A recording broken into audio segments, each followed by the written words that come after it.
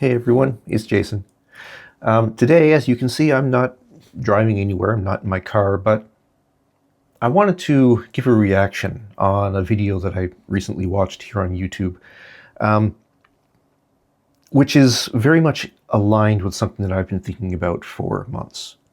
So, Leo, his latest video popped up from the algorithm, and it's perfectly aligned with what I've been thinking about the last couple of months, but I haven't told Google, so how they figured it out, I don't know. But Leo made a video, and there's a link right there, where he was explaining a couple of reasons, or 4 reasons why he is leaving not just his tech job, but the tech industry completely. And I've been seriously considering doing the same thing for quite some time. I've been writing software since 1994. That's going on 31 years now. But mind you, in 94, I was still a teenager. So it's not as though I've been writing software professionally for that length of time. But I've been writing software a very long time. And what I can say is I completely empathize with Leo's reasons. They make perfect sense. Absolutely perfect sense. And so I'm going to go through 3 of his reasons, and I'm going to expand on them a little bit, but then I'm going to also give a 4th reason, my own reason for why I don't want anything to do with modern companies anymore. And so let's take a look at some of these reasons. The first one that he mentioned was outsourcing. And he was saying that outsourcing has destroyed IT teams within organizations. And this is true. This is absolutely true. Used to be 10, 15, 20 years ago, many medium to large organizations had their own IT team. And it could be just 1 or 2 people. It could be teams of like 5 or 6. But regardless, there were developers inside the company who knew other people inside the company. And that has so many benefits, because if the average person, whether it's somebody in accounting or somebody at reception or somebody in the warehouse, doesn't matter. If somebody knows who the developers are, if the developers know who's using their software, there's incentive to work together to solve a problem. And one of the real big benefits of having IT people, or programmers, I should say, to be more specific, the benefit of having programmers in a company is that those developers can learn that organization's language, because every company has their own lingo that they use, which makes no sense anywhere else. So the developers learn this language, and they can communicate in that language. And they understand what people mean when they talk about this, that, and the other thing. They understand, which solves so many problems. Because if you're outsourcing, you have to translate all of these little technical terms into something that an average human being is going to understand. But with the vast majority of internal lingo, there's a history behind those terms. It's not a simple thing. Like, a docket can mean wildly different things depending on what industry you're in. When I was working in a warehouse, a docket meant, it was essentially a piece of paper. Whereas a docket, what I'm doing now, which is I'm working with educational companies, a docket's a completely different thing. But it's the same word, the same spelling. It's a noun. So the average person is not going to understand the nuance between these 2 things. So having developers inside the company, you learn this. You learn the language, you learn the culture, you learn the people, you learn the politics, you learn the games. And you learn that when person A says something, that's not what they mean. That's what they say, but that's not what they mean. What they mean is something slightly different. But over time, you learn this because everybody has a different way of communicating, particularly across languages and cultures and things of that sort. You're not going to get that when you're dealing with outsourced companies, because what incentive does a vendor have to learn corporate lingo? There's zero incentive. A vendor's primary goal is to provide the minimum required to get the maximum amount of money. Which is why vendors are very happy when you go up to them and say, here's a checklist, make this. And they say, okay. And they don't ask about anything in the back. Some vendors do, but very rarely. Most of the time they just say, okay, and then they go off and they do their thing, they come back, and they provide something that checks all those boxes. It's horrible, it's ugly, it's inefficient, but it checks all those boxes. And because so many companies no longer have internal developers, who's going to fix it? Nobody. Instead, it's just going to be the skeleton crew in IT, which is effectively nothing but managers, and managers don't do anything except talk, and so they're going to say, oh, we have this thing that actually checks all the boxes. Doesn't matter if it solves the problem or not. That's not the goal. The goal is to check all the boxes that they were given, because then they can check off another box and meet some KPI that has nothing to do with anything, but turns into some kind of monetary advantage for somebody down the road. It's absolutely disgusting. It's absolutely disgusting. It dehumanizes the whole process, and what's worse, it creates inefficiencies. It rewards inefficiency inside of organizations. Organizations where the average person at the bottom of the totem pole is told you always have to do more with less, but they're always given subpar tools, and they're forced to create workarounds. But it's not in their job description to work around the incompetence of management. But you want a paycheck, you play the game. And part of the game is that these outside vendors are going to make things that just check boxes, and managers are going to play politics, and the people at the bottom who actually do the work that earns the money, they just have to take it. But I'm talking too much on that first point. The second point that Leo mentioned was an excess of AI and automation. And that's true to an extent, because we've all had the situation recently where you're trying to get some support. Like, it's such a simple thing. You just want a company that you already give money to. You just want a little bit of help. And so maybe you go to their website, you see a little chat thing, but that's only AI. Or worse, it's pre-AI. It's just machine learning, and it's just a bunch of frequently asked questions that looks like it's trying to be an AI chatbot, but it's not. Or you call a phone number and you wait on hold and you wait on hold, and then you get an AI that has you go through a menu, and you have to try and figure out what thing that you need to do based on the menu.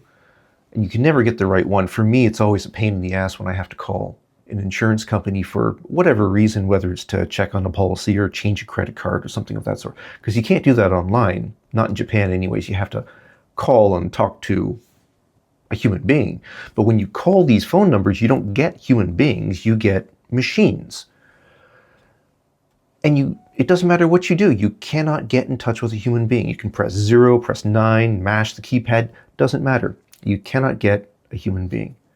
And it's frustrating as heck. So there's just too much of that. But more than this, it's more than just the AI stuff that infuriates customers. It's also the internal process that happens. Because something that I've seen, particularly since around the same time as IT development teams started getting gutted from companies, you have these proactive employees who know just enough Excel to be dangerous. And I say that with a modicum of respect. You know, they sat down and they identified they have a problem, and they want to solve that problem. They want to solve that problem. That's good. That's proactive. I like that. I respect that. And so they don't quite understand, usually anyways, they don't quite understand the problem. They know there's a problem, and they have a vague understanding of the problem, but they don't know the details of the problem. And so they sit down, they know Excel, and they begin collecting data and putting sheets together, and they learn the equations, they learn how to maybe make macros so you can push a button to do an action. And over time, while they're doing that, and this takes weeks, sometimes months, a couple of people I know have spent years building their very, very complex Excel sheets. And at the end, they understand the problem very well. And they've solved the problem to an extent. The problem is a lot of these Excel programs that are made are very fragile.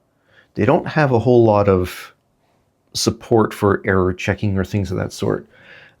It's expecting a number and you type in the letter D. It doesn't quite understand. Or it's expecting numbers and you copy paste from a source and Excel thinks it's a text. And so it treats it as text, and then all of the equations screw up, and then people panic because they don't quite understand what's happening. They have to go and debug it. It's a challenge, but it's kind of a good challenge when it's done correctly. And one of the things that I used to see back in the early 2000s and even the early 2010s is somebody, a proactive person, would go and create these big, complicated Excel sheets. And then they would go to their development team in IT or the IT manager and say, here's the Excel sheet that I made. Now, I don't want to go and do all the complicated stuff to get the data out of the database and massage it and then present all of the things I need. Please make this part of our main CMS, the customer management system or a content management system, or if it's education-based like I'm in, then it would be a lesson management system or learning management system. Like there's all kinds of systems. Companies have databases for a reason. So logically, you want those Excel things to always be up to date and have proper maintenance and have proper debugging and have proper everything. So yeah, you put it into the main system. But around mid-2000s, well, I'd say maybe 2015 at the very latest, you started seeing a whole bunch of companies, A, getting rid of their IT people, and also B, completely ignoring these proactive people. And they would say, okay, yeah, we'll do that sometime. On a rainy day, we'll do that. The rainy day never comes. And so the problem that these proactive people solved never went away, and they just keep using the Excel sheet. And the Excel sheet begins to change over time because it evolves as the company evolves. And there was a whole lot of evolution between 2021 and 2023 as everybody had to learn a whole different way of working. And what we see a lot of times is those proactive people, because they're proactive, they don't keep the same job for very long. They're either promoted very quickly within the company, where they no longer have any incentive, nor reason, nor desire to maintain those Excel sheets, or they leave the company to go somewhere else for greener pastures, make more money, more opportunity. There's any number of reasons to leave. And now you have a legacy system. It'll never see updates, it'll never be incorporated with anything, but companies are wholly dependent. Sometimes entire departments or multiple departments are wholly dependent on that Excel sheet. And that's a result of A, making it impossible for internal development teams to actually help the company, and B, an over-reliance on automation tools and things of that sort. And Microsoft Forms and Salesforce they've only exacerbated the problem with their systems. They've got these drag and drop interfaces where you can go and create data forms and things of that sort. It's nothing of the sort. It's nothing more than FileMaker with a spreadsheet in the back because there's no relational data. And as soon as you need to have one of those forms communicate with something else, now you need a developer, and now you're going to be paying some external vendor who has, again, no vested interest in the long-term success of the organization to connect these two systems. And the two systems, because they're created by people who are non-developers, proactive, well-meaning people, but non-developers, what you have is a whole bunch of corporate lingo built into these Excel sheets, and it's just impenetrable for the average freelancer, sometimes a freelancer, but the external vendor who couldn't care less. And so you run into bugs and all kinds of things. It costs more money than it's worth. But again, I'm talking too much on the second point because there's two more points that I want to get to. I want to get to Leo's third point as well as my own for why I don't want anything to do with work anymore. So Leo's third reason is the high prices for the low quality. And we all see this. Everything is subscription based now. You pay for your music. Well, no. Let me rephrase that. You pay for the privilege of listening to music. It's not your music. You pay for the privilege of watching movies and TV shows and things of that sort, but they're not yours. You stop paying the subscription and all that stuff goes away. So, the heck? Where's the value in that? And I understand people may not want to have huge libraries of physical media. And yeah, it's a pain in the bum to stand up and turn a CD over if you don't have multiple, well, you don't turn the CD over, but change a CD if you don't have a multiple disc changer. Like, I get it. I get it. But at the same time, you're beholden to these organizations for a few $100s a year. And maybe it's worth it. Maybe you do listen to enough music to make it worth it. I know I do. Like, I'm listening to 7 or 8 hours of music every day. So in the long run, yeah, it's worth it. And I can only hope that my favorite artists are being properly compensated. But things like Netflix and Disney Plus and all these others, I subscribe for 6 to 8 weeks every year, and that's enough for me to get caught up, and then I leave. And for the other 10 months, nope, there's none of that. I don't have any of it to watch. Which is fine, that's my choice. But everything is subscription-based. Applications are subscription-based now. Just about everything, they want you to pay monthly for it, or annually, for things that should be basic features. And you have to pay extra for a basic feature.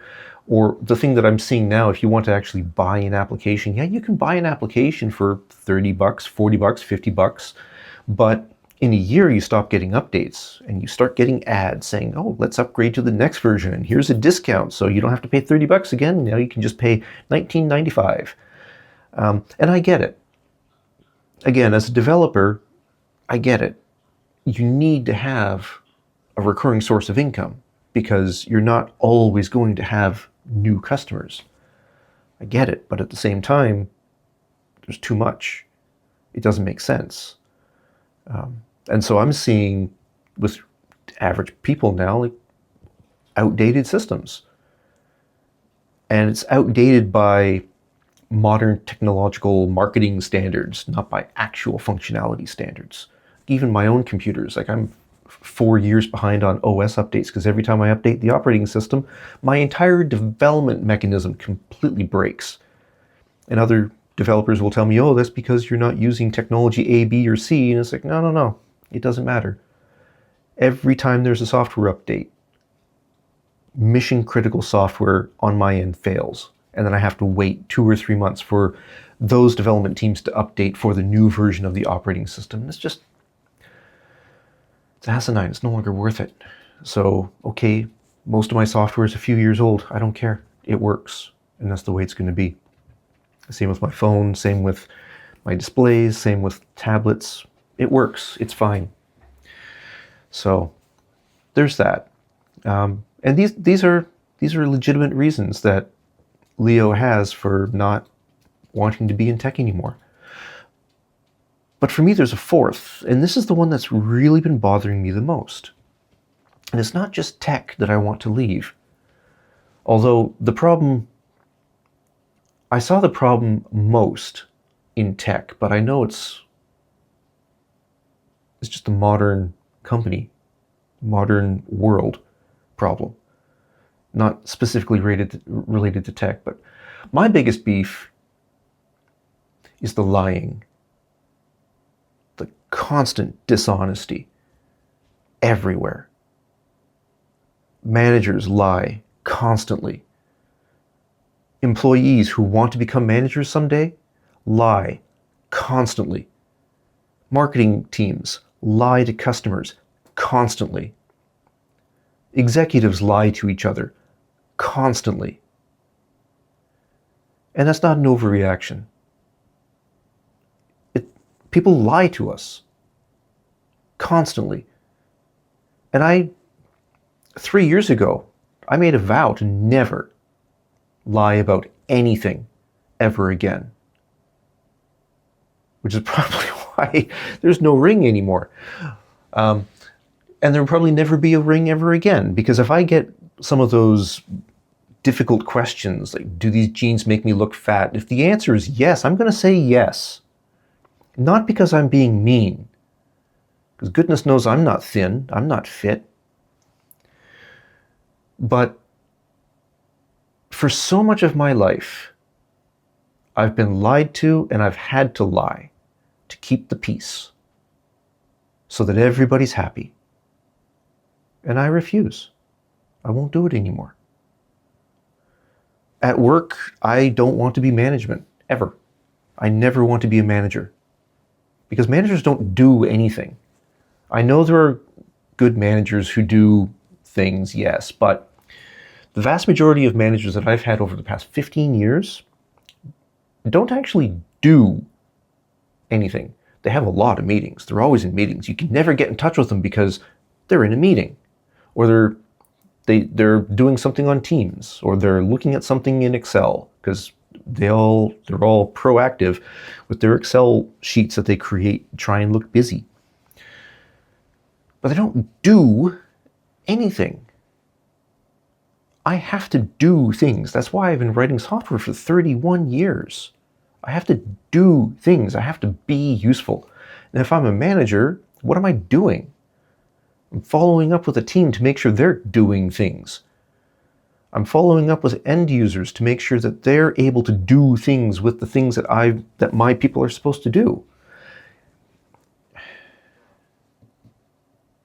I don't want to do that. So I don't want to be management. I don't like the politics. I don't like the games. I don't want to play games. I don't go to work to play games. I go to work to pay bills. And if I make friends along the way, that's great, because we all need friends. And we don't want to go to work with people that we hate or disrespect. But particularly over the last 3 years, ever since I vowed to stop lying about, and this is both lies of commission, where you are actively lying about something, like it's sunny outside, but you say, oh, look at all the snow. Or lies of omission, where you intentionally don't say something. And that's the one that you see most often in an organization. You don't have people openly say things because it's impolite. It's not respectful. But I find it to be disrespectful to be dishonest. So, yeah. But in 2 months, in less than 2 months really, my current employment comes to an end. My employer's downsizing again, and the IT department is facing layoffs, and I'm one of the ones to go. Probably because I'm older. Like, I'm not quite 50, but getting up there. I'm, as a result of my age, as a result of the experience that I have, been with this company for 17 years now. And as a result, I'm expensive. And get rid of me and hire someone fresh out of high school for a whole lot less. And they won't have all the baggage that I have. So it's in their best interest as an organization to get rid of me. And that's fine. It's their decision. It's their company. It's their company. I don't have any qualms with that. But as a result, I've been putting my resume out and looking for work and talking to HR people, talking to headhunters and recruiters and whatnot. I've had a bunch of interviews.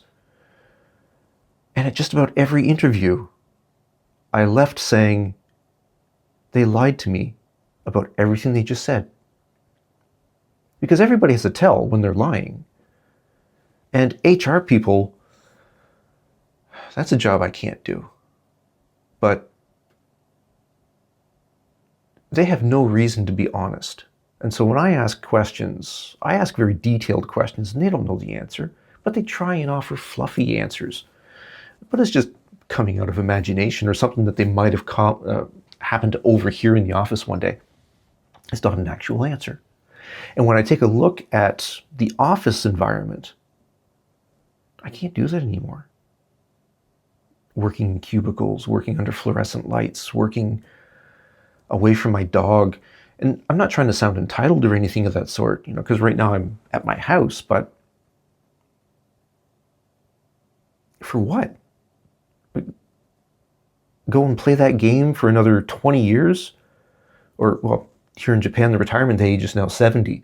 So 25 years? Another quarter century? Can I do this? For another quarter century? Do I want to do this for another quarter century? No. No, I don't. But what are the options? I can be homeless if I want, but I don't want to do that. I have to do something. So, what do I do? Now, one of the things that I've been thinking about a lot is just going full steam ahead into my own business, into my own enterprise. Because when I leave my current employer, I will get a little bit of extra money. I have a little bit of savings. And if I use unemployment for the first time in my life, but if I use unemployment, I can get 6 months of about 60 to 70% of my take-home pay. I can get 6 months from the government before they cut me off. So that gives me 8 months. In 8 months, can I become mostly self-sufficient?